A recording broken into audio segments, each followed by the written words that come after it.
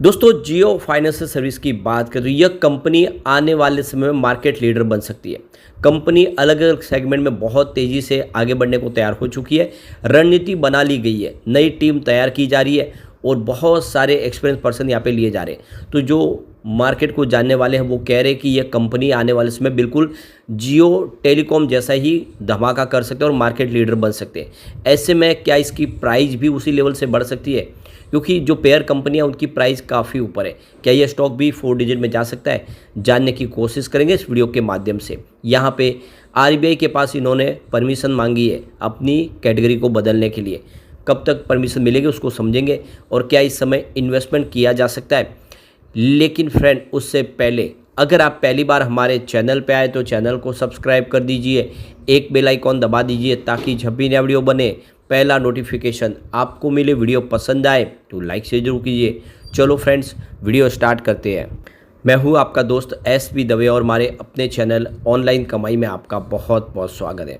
तो सबसे पहले सैटरडे के कारोबार की बात करें तो क्लोजिंग 362 पर रही, जहाँ पे फ्राइडे और सैटरडे को मिला के 2.01% की तेज़ी देखने को मिली। सैटरडे को स्पेशल ट्रेडिंग के तहत बाज़ार खोला गया था और आज बाज़ार बंद है क्योंकि आज मुंबई में इलेक्शन हो रहा है, उस वजह से आज स्टॉक मार्केट में हॉलीडे रखा गया है। अब यहाँ पे इसके फंडामेंटल देखें तो इस समय मार्केट कैप 2,30,116 करोड़ के आसपास पहुँच चुका है। करंट प्राइस की मात्रा 362 की है। इसका ऑल टाइम लो 203 के आसपास है। डीमर्जर के बाद स्टॉक काफ़ी नीचे आया था क्योंकि जो बड़े बड़े इन्वेस्टर जिन्होंने लार्ज कैप की कैटेगरी के तहत यहाँ पे निवेश किया था उनको अपना इन्वेस्टमेंट बेचना था। उन बड़े फंड हाउस ने अपनी होल्डिंग बेची जिससे प्राइस नीचे आई। लेकिन पिछले दिनों जब रिजल्ट काफ़ी अच्छा रहा उसके बाद में इसने एक ज़बरदस्त तेज़ी बनाई और उसने 395 का हाई बना दिया। तो उस हिसाब से देखें तो इन्वेस्टमेंट निचले लेवल से डबल हुआ। जिसने भी निवेश किया उसको काफ़ी अच्छा रिटर्न मिला काफ़ी कम समय में। स्टॉक का पी फिलहाल 143 है। ये थोड़ी सी चिंताजनक बात जरूर है। बुक वैल्यू इसकी 219 की है। तो अभी देख लो कि बुक वैल्यू के हिसाब से स्टॉक उतना ज़्यादा नहीं दौड़ा है। ROC 1.55% है और इसका ROE 1.27% है और इसकी फेस वैल्यू 10 है। तो देखो कि फंडामेंटल काफ़ी अच्छी है। अब जियो फाइनेंशियल सर्विस की बात करें, इससे पहले 2 बार इसका नाम ऑलरेडी बदल दिया गया है। तो देखो कि 1956 कंपनी एक्ट के तहत 22 जुलाई 1999 को Reliance strategic investment private limited के नाम से इस कंपनी की शुरुआत की गई थी। बाद में कंपनी का नाम 2002 जनवरी में फिर से बदला गया और तब नाम रखा गया रिलायंस स्ट्रेटेजिक इन्वेस्टमेंट लिमिटेड। और उसके बाद तीसरी बार जब नाम बदला गया 25 जुलाई 2023 को, जब इसका नाम जियो फाइनेंशियल सर्विस लिमिटेड कर दिया गया। तो कंपनी की शुरुआत के बाद ये तीसरी बार है जब इसका नाम अब जियो फाइनेंशियल सर्विस रखा गया। इससे पहले 2 बार नाम बदला गया।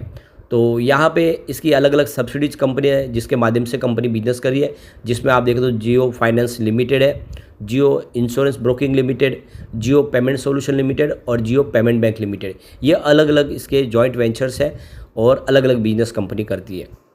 अब जियो फाइनेंस सर्विस को लेकर चिरेट वेंचर्स इंडिया लिमिटेड के फाउंडर और managing director TC Meenakshi Sundaram का कहना है कि जियो फाइनेंशियल सर्विस अपने बिजनेस में आने वाले समय में मार्केट लीडर बन सकते हैं और बतौर कंपटीटर और दूसरे प्लेयर के साथ मिलकर यह आगे सबसे बड़ी फिनटेक कंपनी बनने की इसकी संभावना है।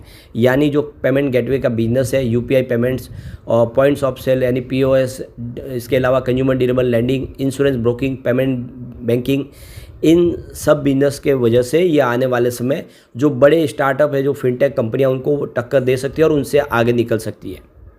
मीनाक्षी सुंदरम का कहना है कि इस समय जो फिनटेक कंपनियां हैं वो मार्केट में नए प्लेयर्स की एंट्री को देखो और इंतजार करने की पॉलिसी अपना रहे। उनका मानना है कि मार्केट में इस समय कंपटीशन बढ़ने के बावजूद भी जियो फाइनेंशियल सर्विस के लिए नए दरवाजे खुल सकते हैं। यानी जिस तरह से इनकी रणनीति पुरानी हमने देखी है, यह मार्केट लीडर बन सकते हैं, बड़ी बड़ी कंपनियों को पछाड़ के अपनी पोजीशन आगे ला सकते हैं, चाहे वो कंज्यूमर ड्यूरेबल लैंडिंग का बिजनेस हो या फिर इंश्योरेंस ब्रोकिंग का बिजनेस हो या फिर UPI पेमेंट्स का बिजनेस हो। तो ये अपने सेक्टर में आगे बढ़ सकती है। तो ये बहुत बड़ी बात की गई है मीनाक्षी सुंदरम की तरफ से। इसके अलावा देखें तो यहाँ पे जियो फाइनेंशियल सर्विस और एयरटेल में भी टक्कर होती हुई दिखाई देगी, क्योंकि एयरटेल भी पेमेंट बैंक सॉल्यूशन प्रोवाइड करती है और अब जियो ने उसको टक्कर देने के लिए अपनी पेमेंट सर्विस शुरू कर दी है। तो जियो फाइनेंशियल सर्विस की बात करें तो इन्होंने अभी नई शुरुआत की, लेकिन उससे पहले अगर आप देखें तो कम से कम 7 साल पुरानी एयरटेल पेमेंट बैंक है और काफ़ी प्रॉफिटेबल बिजनेस है इसका। और इसके पास भी काफ़ी अच्छा कस्टमर बेस है एयरटेल का, तो उसके माध्यम से ये पेमेंट सेवाएं प्रोवाइड कर रहे हैं। अब यहाँ पे उनके टक्कर में आ गई है जियो फाइनेंसर, और ऐसे में आने वाले समय जो बिजनेस है एयरटेल पेमेंट बैंक का वो काफ़ी कम हो सकता है और उसका मार्केट शेयर बढ़ सकता है जियो फाइनेंशियल सर्विस का। तो आने वाले समय एयरटेल पेमेंट बैंक को सीधी टक्कर मिल सकती है। तो आप ये समझ ही सकते हो कि जो मार्केट है वो बहुत बड़ा है और इसमें हिस्सा लेना आसान भी उतना ही है, क्योंकि कंपनी ने भी टेलीकॉम सेक्टर में दूसरी कंपनियों को पछाड़ के वोडाफोन आइडिया और एयरटेल को अपनी पोजीशन सबसे ऊपर की है। अब कंपनी के विज़न बड़े हैं, बहुत सारे बड़े सपने, तो कंपनी एनबीएफसी के दायरे में नहीं रहना चाहती और इसीलिए उन्होंने आरबीआई से सीआईसी की परमिशन मांगी है।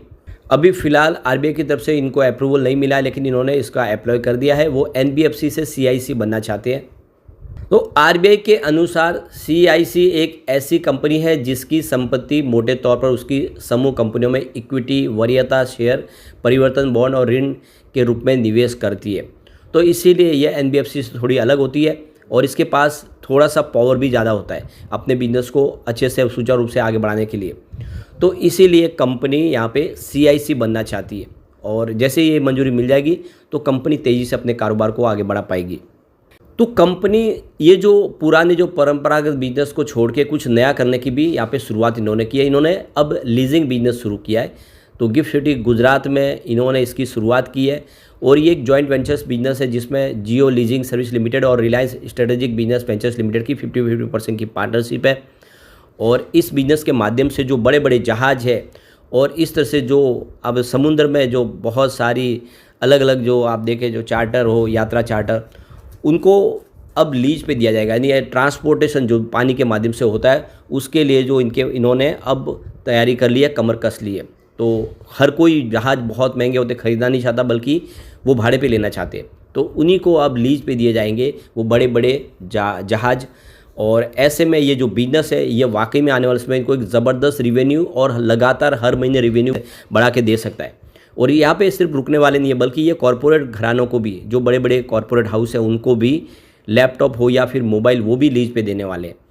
तो ऐसे में ये जो बिजनेस की शुरुआत है ये काफ़ी ऊपर जा सकती है और इसके लिए रास्ते खुलते हुए दिखाई दे रहे हैं। ऐसे में कह सकते हैं कि जिस तरह से रणनीति के तहत जियो फाइनेंशियल ने अपना बिजनेस शुरू किया है, ये स्टॉक यहाँ पे रुकने वाला नहीं है। ये कंपनी बहुत ऊंचाइयों पे जा सकती है। ऐसे में लॉन्ग टर्म इन्वेस्टर के लिए बहुत ही अच्छा मौका है कि खरीदारी करे इस लेवल पे, क्योंकि आने वाले समय ये सीआईसी बनेगी, उसके बाद में प्राइस काफ़ी तेज़ी से बढ़ सकती है। बजाज से सीधी टक्कर है इसके फाइनेंशियल बिजनेस को लेकर, और दूसरे भी बिजनेस है जो इनके लिए आने वाले समय जो पुरानी जो कंपनियां उनको टक्कर आराम से दे सकते हैं।